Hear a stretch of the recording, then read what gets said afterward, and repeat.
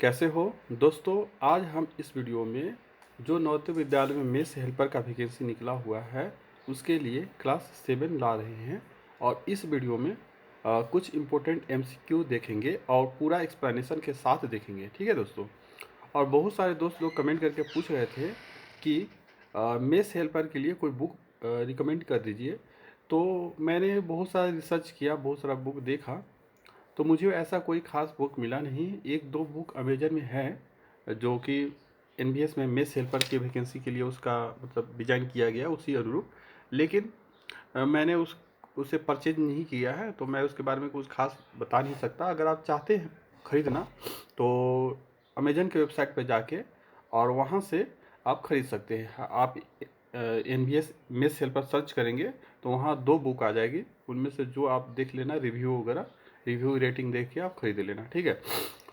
और मैं ये जो पढ़ाता हूँ आपको किसी बुक से नहीं पढ़ाता हूँ दोस्तों। मैं क्या करता हूँ कि अलग अलग जो बुक होते हैं उनसे कुछ इंपॉर्टेंट क्वेश्चन देखता हूँ और उनसे ही कंटेंट मैं खुद तैयार करता हूँ। ठीक है। ऐसा नहीं है कि किसी बुक का पीडीएफ मैं पढ़ाता हूँ। आप देख सकते हो, यह खुद से मेरा डिज़ाइन किया हुआ बुक है। और ये जो पीडीएफ जिससे मैं पढ़ाता हूँ ये आपको दे दूंगा, लेकिन सारे लेक्चर कंप्लीट हो जाएगा तो एक बार सभी को कंपाइल करके एक बार दे दूंगा। ठीक है। तो चलिए वीडियो स्टार्ट करते हैं। पहला क्वेश्चन है कि मंड मंड जो एक कार्बोहाइड्रेट का ही एक रूप है। मंड एंड स्टार्च दोनों ही कार्बोहाइड्रेट का रूप होता है। तो मंड के परीक्षण यानी जांच के लिए इसमें 2 से 3 बूंद तनु आयोडीन की विलयन मिलाया जाता है। तनु मतलब डाइल्यूटेड, जो इंग्लिश मीडियम वाले हैं। विलयन मिलाने पर मंड का रंग कैसा हो जाएगा? यानी आपको पता ही है कि मंड के परीक्षण के लिए उसमें 2 से 3 बूंद तनु आयोडीन का विलयन मिलाया जाता है। अगर विलयन मिलाते हैं तो मिलाने के बाद मंड का कलर कैसा हो जाएगा? अगर उसमें मंड उपस्थित रहेगा तो उसका कलर कैसा हो जाएगा? नीला या काला होगा, लाल होगा, गुलाबी या लाल होगा, या इनमें से कोई नहीं? तो मैं बता दूं कि अगर उसमें मंड है तो नीला या काला हो जाएगा। नीला या काला रंग होना ही यह दर्शाता है कि उसमें मंड है। अब यहाँ पर एक एक्सप्लेनेशन देख लिए। परीक्षण के लिए खाद्य पदार्थ या कच्ची सामग्री की अल्प मात्रा लीजिए। इसमें तनु आयोडीन यानी डाइल्यूटेड आयोडीन विलयन की 2 या 3 बूंद डालिए। खाद्य पदार्थ के रंग में होने वाले परिवर्तन को देखिए। क्या यह नीला या काला हो गया? यह नीला या काला रंग मंड की उपस्थिति दर्शाता है। अगर काला या नीला हो जाएगा तो आप समझो कि उसमें मंड है, नहीं होगा तो समझो कि मंड नहीं है। ठीक है। यहाँ पर देख सकते हैं, ये तो मंड के लिए देख लिया, लेकिन आपके एग्जाम में प्रोटीन के परीक्षण के लिए भी आ सकता है या वसा के परीक्षण के लिए भी आ सकता है, फैट का। उसके लिए क्या करेंगे? तो प्रोटीन का परीक्षण के लिए भी देख लेते हैं। प्रोटीन के परीक्षण के लिए किसी खाद्य पदार्थ की थोड़ी मात्रा लीजिए। जिस खाद्य पदार्थ का परीक्षण करना है यदि वह ठोस है तो पहले उसका पेस्ट अथवा चूर्ण बनाने की आवश्यकता है, यानी उसका पेस्ट या चूर्ण बना लीजिए। अगर सॉलिड में है तो खाद्य पदार्थ की थोड़ा मात्रा को पीस कर या मसल कर उसके चूर्ण को, जो चूर्ण बना है, एक साफ परख नली, लेबोरेटरी में आपने परख नली देखा होगा, में डाल दे और 10 बूंद जल मिलाकर इसे अच्छी तरह हिलाए, उससे अच्छी तरह मिक्स हो जाएगा। अब ड्रॉपर की सहायता से, ड्रॉपर आपने देखा ही होगा बच्चों को जो दवा पिलाते हैं वो भी एक तरह का ड्रॉपर ही होता है। अब ड्रॉपर की सहायता से प्रखनली में 2 बूंद कॉपर सल्फेट का विलयन तथा 10 बूंद कॉस्टिक सोडा का विलयन डालिए। अच्छी तरह हिलाकर कुछ मिनट के लिए प्रखनली को रख दीजिए। आपने क्या देखा? प्रखनली है, प्रखनली का जो पदार्थ बैंगनी रंग का हो गया। तो बैंगनी रंग खाद्य पदार्थ में प्रोटीन को उपस्थिति दर्शाता है। तो प्रोटीन के परीक्षण के लिए हमने क्या देखा कि जो भी जिस चीज़ का परीक्षण करना है उसका पेस्ट बना लेंगे या पाउडर बना लेंगे अगर सॉलिड फॉर्म में है तो, और उसे क्या करेंगे, एक परख नली में डाल लेंगे और उसमें 10 बूंद जल डालकर उसे अच्छी तरह मिक्स कर लेंगे। मिक्स करने के बाद उसमें ड्रॉपर की सहायता से परख नली में कुछ बूंद 2 बूंद कॉपर सल्फेट का विलयन तथा 10 बूंद कॉस्टिक सोडा का विलयन डालेंगे। और डालने पर हम देखेंगे कि अगर उसमें प्रोटीन उपस्थित होगा तो जो खाद्य पदार्थ है उसका रंग कैसा हो जाएगा? बैंगनी हो जाएगा, बैंगनी कलर का हो जाएगा, वॉयलेट कलर का। तो अगर बैंगनी कलर का हो जाता है तो आप देखो तो उसमें प्रोटीन होगा। अगर बैंगनी कलर का नहीं होगा तो उसमें प्रोटीन नहीं होगा। तो प्रोटीन का जांच कैसे करते हैं आपने ये भी देख लिया। अब वसा के परीक्षण कैसे करते हैं? तो इसका बहुत सिंपल तरीका है वसा, क्योंकि जितनी भी वसा वाले पदार्थ होते हैं, खाद्य पदार्थ, उस पर ऑयली होते हैं, तेल थोड़ा उनका। तो खाद्य पदार्थ की अल्प मात्रा लीजिए, इसे एक कागज के टुकड़े, कागज़ के टुकड़े में लपेट कर कूट दीजिए, उसमें छोटा छोटा बारीक कर दीजिए। ध्यान रहे कि कागज़ फट न जाए, कागज़ फटना नहीं चाहिए। अब कागज़ को सीधा कीजिए और ध्यानपूर्वक देखिए, क्या इस पर तेल के धब्बे हैं? कागज़ को किसी प्रकाश के सामने लाएं। क्या आपको इस तरह से इस धब्बे से होकर आने वाला धुंधला प्रकाश दिखाई देता है? कागज़ पर तेल का धब्बा खाद्य पदार्थ में वसा की उपस्थिति दर्शाता है। कागज़ के जो है उसमें तेल का हल्का हल्का धब्बा लग जाएगा, तो उससे पता चलता है कि उस खाद्य पदार्थ में वसा था, यानी फैट था। ठीक है, तो फैट का परीक्षण करना बहुत आसान होता है। प्रोटीन का आपने देख लिया एंड आपने कार्बोहाइड्रेट का भी देख लिया। देख लो, क्वेश्चन तो एक ही था, लेकिन एक क्वेश्चन था लेकिन 3 क्वेश्चन आपने सीख लिया। ठीक है, तो ऐसा नहीं है कि जो ऑप्शन है केवल उसी के बारे में जानेंगे, बाकी चीज़ें भी डिटेल में देखेंगे। समान मात्रा में लेने पर इसमें सबसे ज़्यादा ऊर्जा कौन प्रदान करेगा?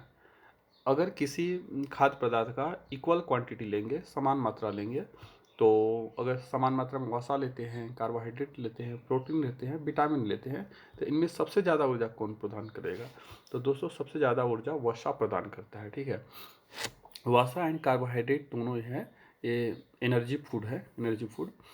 और प्रोटीन है, प्रोटीन हमारे शरीर के ग्रोथ के लिए ज़रूरी होता है। ठीक है, और विटामिन हमारे शरीर को बहुत सारी बीमारियों से बचाने के लिए ज़रूरत होता है। विटामिन में बहुत तरह विटामिन होते हैं, अलग अलग तरह के, vitamin A, vitamin B, vitamin C, vitamin D, vitamin E, vitamin K, और विटामिन बी होते हैं, उसमें भी अलग अलग तरह के होते हैं, जो कि सारे मिलकर बी कॉम्प्लेक्स कहलाते हैं। तो यहाँ पर जो हमारा क्वेश्चन है कि इनमें सबसे ज़्यादा ऊर्जा कौन प्रदान करेगा, तो वसा है जो, तो उससे सबसे ज़्यादा ऊर्जा प्राप्त होती है, लेकिन समान मात्रा लेंगे तब।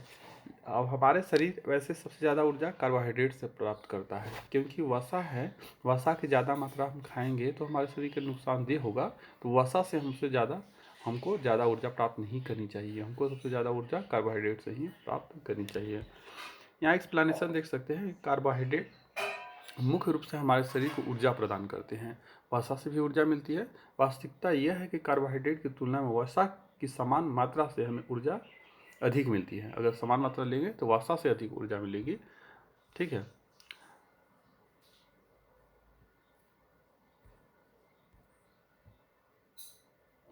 प्रोटीन है, जो प्रोटीन की आवश्यकता जिस वसा के हमने देख लिया क्यों ज़रूरत है, कार्बोहाइड्रेट क्यों ज़रूरत है, प्रोटीन के बारे में थोड़ा देख लेते हैं। प्रोटीन की आवश्यकता शरीर की वृद्धि तथा स्वस्थ रहने के लिए होती है, यानी शरीर के वृद्धि के लिए बहुत ज़रूरी है प्रोटीन। प्रोटीन युक्त भोजन को प्रायः शरीर वर्धक, यानी शरीर का ग्रोथ, बॉडी ग्रोथ भोजन कहते हैं। विटामिन क्या होता है? विटामिन रोगों से हमारे शरीर की रक्षा करते हैं। विटामिन हमारे शरीर को क्या करते हैं? रोगों से रक्षा करते हैं, बहुत सारे डिजीज, बीमारी से बचाते हैं। विटामिन आँख के लिए विटामिन ए होता है, अस्थियाँ, दांत, इसके लिए विटामिन डी, और मसूड़ों को स्वस्थ रखने में सहायता करते हैं। मसूड़ों के लिए विटामिन सी बहुत ज़्यादा जरूरी होता है दोस्तों, मसूड़ों को स्वस्थ रखने में विटामिन सी हेल्प करता है। विटामिन कई प्रकार के होते हैं जिन्हें अलग अलग नाम से जाना जाता है। इनमें से कुछ को विटामिन ए, विटामिन बी के अंदर बहुत सारे होते हैं, B1, B2, B3, इस तरह से। तो इस सारे को मिला कर बी कॉम्प्लेक्स बोला जाता है। उसके अलावा vitamin C, vitamin D, vitamin E. Vitamin E जो होता है दोस्तों, जो बांझपन इसकी कमी से हो जाती है। एंड जो विटामिन के होता है, ब्लड के क्लॉटिंग के लिए बहुत ज़रूरी होता है। जैसे ब्लड कहीं कट लग जाता है तो ब्लड बहता रहता है, अगर विटामिन की के कमी है तो ब्लड बहता रहेगा।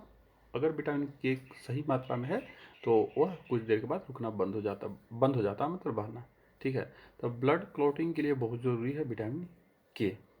विटामिन ए की कमी से कौन सा रोग होता है? रतौंधी, night blindness. Vitamin B B B B B one, B में भी बहुत सारे अलग अलग होते हैं। तो B1 की कमी से बेरी, विटामिन सी की कमी से स्कर्वी, विटामिन डी की कमी से आपका रिकेट्स होता है, इसमें हड्डियाँ मुड़ जाती हैं। एंड विटामिन ई की कमी से बता ही दिया बांझपन, और विटामिन के की कमी से ब्लड का क्लॉटिंग न होना। ठीक है, तो विटामिन ए किस में सबसे ज़्यादा पाया जाता है? तो गाजर में। उसी तरह से बाकी विटामिन किस में पाया जाता है अधिक, वो मैं आगे डिस्कस करूँगा। विटामिन सी तो आपको पता ही है, खट्टे पदार्थों में। विटामिन डी सूर्य के प्रकाश में भी मिलता है, और मछली के तेल वगैरह में भी कॉड लिवर है। एंड विटामिन ई या विटामिन के कहाँ से मिलेगा मैं आगे बताऊंगा। ठीक है, हमारे शरीर के सभी प्रकार के विटामिन की अल्प मात्रा में आवश्यकता होती है। जितने तरह के विटामिन है, सभी विटामिन को अल्प मात्रा में, थोड़ी थोड़ी मात्रा में हमारे शरीर को आवश्यकता होती है। विटामिन ए हमारी त्वचा तथा आंखों को स्वस्थ रखती है। विटामिन ए हमारे शरीर के जो त्वचा है और आँख आई तो उसको हेल्दी बनाए रखने में मदद करती है। विटामिन सी बहुत सारे रोगों से लड़ने में हमारी मदद करती है, खासकर जो ओंठ फटते हैं तो विटामिन सी की कमी के कारण। विटामिन डी हमारी अस्थियों और दांतों के लिए कैल्शियम का उपयोग करने में हमारी सहायता करती है। यानी आप कैल्शियम कितना भी खा ले, लेकिन अगर विटामिन डी का कमी है आपके शरीर में तो उसका कोई फायदा नहीं है। विभिन्न विटामिन से भरपूर भोजन चित्र में दिखाए गए हैं। तो नीचे देखेंगे बहुत सारे जो विटामिन वाले भोजन कि किस खाद्य पदार्थ में कौन सा विटामिन पाया जाता है वो भी देखेंगे। हमारे शरीर को खनिज लवणों की भी आवश्यकता होती है, कुछ मिनरल्स की भी आवश्यकता होती है हमारे शरीर में भोजन के रूप में। शरीर के उचित विकास तथा अच्छे स्वास्थ्य के लिए प्रत्येक खनिज लवण आवश्यक है। विभिन्न खनिज लवणों के कुछ स्रोत नीचे दिखाए गए हैं, तो वो देखेंगे। इन जो पोषक तत्वों हैं के अलावा हमारे शरीर को आहारी रेशे को फाइबर्स भी बोला जाता है, ठीक है, रुक्षांश भी बोला जाता है हिंदी में, तथा जल की आवश्यकता होती है। यानी आहारी रेशे या जल तथा जल, ये दोनों की भी आवश्यकता होती है। ऊपर आपने देख लिया विटामिन प्रोटीन सब, उसके अलावा तो जल एंड आहारी रेशे की भी ज़रूरत होती है। आहारी रेशे रुक्षांश यानी रफेज बोला जाता है, रुक्षांश बोला जाता है, आहारी रेशे बोले या फाइबर बोलिए, सभी की चीज़ है के नाम से भी जाने जाते हैं। हमारे खाने में रुक्षांश की पूर्ति मुख्यतः पादप उत्पादों से होती है। जितने भी प्लांट प्रोडक्ट हैं उन्हीं से होती है रुक्षांश की आपूर्ति। रुक्षांश के मुख्य स्रोत साबुत खाद्यान्न जो खड़े खड़े होते हैं, दाल, आलू, ताजे फल और सब्जियां हैं। रुक्षांश हमारे शरीर को कोई पोषक प्रदान नहीं करते हैं, फिर भी वह हमारे भोजन का आवश्यक अवयव है, आवश्यक मतलब अंग है, और इसका आयतन बढ़ा देते हैं। रुक्षांश बिना पचे भोजन को बाहर निकालने में हमारे शरीर की सहायता करते हैं। तो रुक्षांश किस लिए जरूर होते हैं? बिना पचे भोजन है अनडाइजेस्टेड फूड, उसको शरीर से बाहर निकालने में रुक्षांश हमारे शरीर को सहायता करते हैं। प्रोटीन की सबसे अच्छा स्रोत कौन है? तो प्रोटीन का सबसे अच्छा स्रोत है दोस्तों सोयाबीन। गाजर विटामिन ए का अच्छा स्रोत होता है। तो चलिए बहुत सारे बाकी चीज़ें हैं उनके स्रोत देख लेते हैं कि किस में क्या पाया जाता है। तो यहाँ देख सकते हैं कि यहाँ जब कार्बोहाइड्रेट के कुछ स्रोत देख लेते हैं कि कार्बोहाइड्रेट किस में पाया जाता है। तो आप देख सकते हैं मक्का में, आम में, तरबूज में, पपीता में, गन्ना में, आलू में, शकरकंद में, गेहूँ में, चावल में, बाजरा में, ये सारी चीज़ें हैं, इसमें आपका कार्बोहाइड्रेट पाया जाता है। तो ऐसे क्वेश्चन आ सकता है, जैसे यहाँ से देखा कि इनमें से कौन सा प्रोटीन का स्रोत है। तो यहाँ ऐसे क्वेश्चन आ सकता है कि इनमें कौन सा कार्बोहाइड्रेट का स्रोत है, ठीक है ना। तो आप देख लेना कि किसमें कार्बोहाइड्रेट पाया जाता है। अब यहाँ देख सकते हैं वसा के स्रोत। वसा भी दो तरह से प्राप्त होते हैं, कुछ तो पादप यानी प्लांट से और कुछ जंतु यानी एनिमल्स से। तो दोनों देखेंगे। जैसा कि आप देख सकते हैं कि प्लांट ये वाला है वो आपका प्लांट से। तो प्लांट से किस किस चीज़ से प्राप्त होता है? जैसे मूंगफली से भी प्राप्त होता है, तेल आपका तिल आप जानते होंगे, तिलकुट वगैरह, गिरी जो आलमंड वगैरह है उससे भी प्राप्त होते हैं। सोयाबीन का तेल आपने देखा ही होगा, नारियल का तेल, सूरजमुखी का तेल, सरसों का तेल हर घर में यूज होता है। तो इन सारे चीज़ से वसा प्राप्त होती है, जो कि प्लांट से प्राप्त होती है वसा।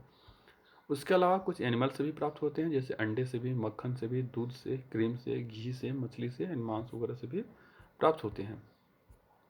अब यहाँ देखते हैं कि जो प्रोटीन है, प्रोटीन किस किस चीज़ से प्राप्त होते हैं। तो प्रोटीन भी कुछ प्लांट से प्राप्त होते हैं, कुछ एनिमल से।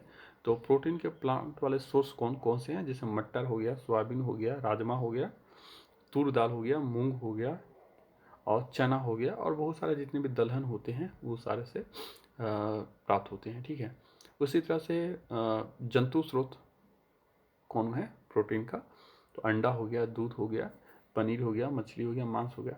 तो आपने देखा कि जो मछली, मांस, दूध, अंडे, ये सारे आपके फैट है, फैट का भी स्रोत है। उसके अलावा इनमें ऐसा नहीं है कि फैट एंड प्रोटीन ही होते हैं, इसमें कुछ विटामिन भी होते हैं, कुछ अलग अलग चीज़ें भी होती हैं, लेकिन मैक्सिमम चीज़ें ये होती हैं, ठीक है।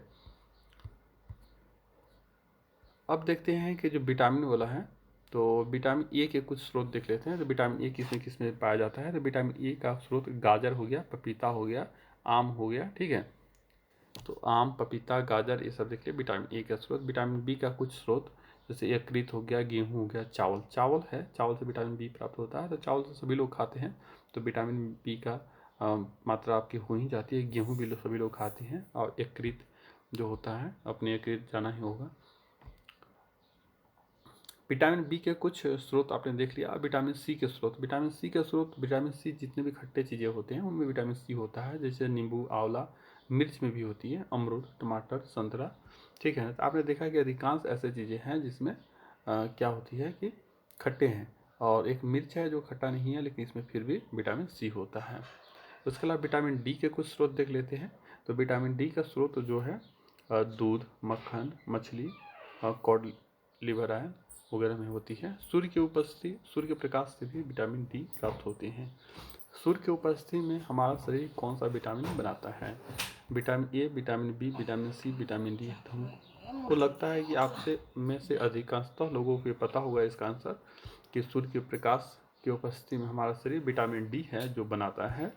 यहाँ देख सकते हैं कि हमारा शरीर भी सूर्य के प्रकाश की उपस्थिति में विटामिन डी बनाता है। इन दिनों कोई भी सूर्य के प्रकाश में नहीं रह पाता। आजकल क्या हो रहा है कि मैक्सिमम लोग सूर्य के प्रकाश में नहीं रहते हैं, जिसके कारण उनमें विटामिन डी की कमी हो जाती है। तो इसलिए सूर्य के प्रकाश में थोड़ी रहनी चाहिए। विटामिन सी की कमी से कौन सा बीमारी होता है? तो विटामिन सी की कमी से स्कर्वी होता है। बेरी विटामिन B1 की कमी से होता है, रोतौंधी होता है, विटामिन ए की कमी से होता है, रिकेट्स विटामिन डी की कमी से होता है। मैंने पहले भी बताया था, चलिए एक बार और डिटेल में देख लेते हैं। यहाँ पर आप देख सकते हैं विटामिन ए है, इसके कारण दृष्टिहीनता होती है। कमज़ोर दृष्टि, इसका लक्षण क्या है कि कमज़ोर दृष्टि हो जाएगा, अंधेरी रात में कम दिखाई देना, कभी कभी पूरी तरह से दिखाई देना बंद हो जाता है। और विटामिन ए किस में पाया जाता है आपने देख ही लिया। विटामिन B1 की कमी से बेरी होता है, और इसमें दुर्बल पेशियाँ और काम करने की ऊर्जा में कमी। और विटामिन B1 किस में पाया जाता है? चावल वगैरह में। विटामिन सी की कमी से स्कर्वी हो जाता है। इसमें क्या हो जाता है? इस बीमारी के लक्षण हैं कि मसूड़ों से खून निकलना, घाव भरने में अधिक समय का लगना। विटामिन डी की कमी से रिकेट्स हो जाता है, और इसका लक्षण है कि अस्थियों का मुलायम होकर मुड़ जाना। अस्थियाँ जो होती है हड्डी, वो मुलायम होकर मुड़ जाती हैं। ये बच्चों में खासकर होती है। कैल्शियम की कमी से अस्थियाँ जो हड्डी होती है और दांत, उसमें टूट फूट होने लगती है, वो क्षय होने लगती है। और इसका लक्षण है कि कमजोर अस्थि और दंत क्षय, ठीक है। आयोडीन की कमी से घेंघा हो जाता है, इसे ग्वाइटर रोग भी बोला जाता है, ठीक है। इसमें गर्दन की ग्रंथि का फूल जाना, जो गर्दन होता है वहाँ पर एक ग्रंथि होती है, तो वो फूल जाता है। और बच्चों में मानसिक विकलांगता हो जाती है, ठीक है। और लोहा यानी आयरन की कमी से अरक्ता होती है, अरक्ता, और इसमें कमजोरी जैसा अनुभव होती है, ठीक है दोस्तों। और जो विटामिन प्रोटीन होता है, प्रोटीन की कमी से हमारे बच्चों में बीमारी होती है, क्वाशियोकर नाम के, ठीक है। तो आई होप आपको ये वीडियो अच्छा लगा। अगर आपको वीडियो अच्छा लगा तो इसे लाइक करें, चैनल को सब्सक्राइब करें, and share this video to your friends and relatives, and comment करके बताना कि अगला वीडियो आपको कौन से टॉपिक पर चाहिए। Thank you friends.